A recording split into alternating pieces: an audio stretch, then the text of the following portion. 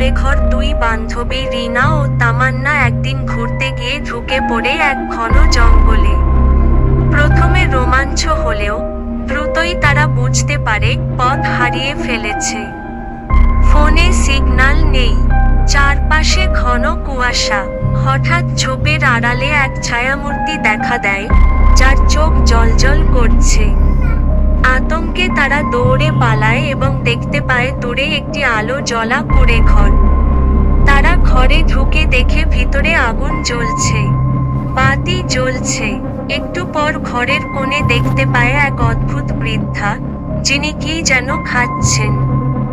হঠাৎ বৃদ্ধা ধীরে ধীরে তাদের দিকে তাকিয়ে বলেন, তোমরা তো এসেই গেলে, এখন খেলা শুরু হবে।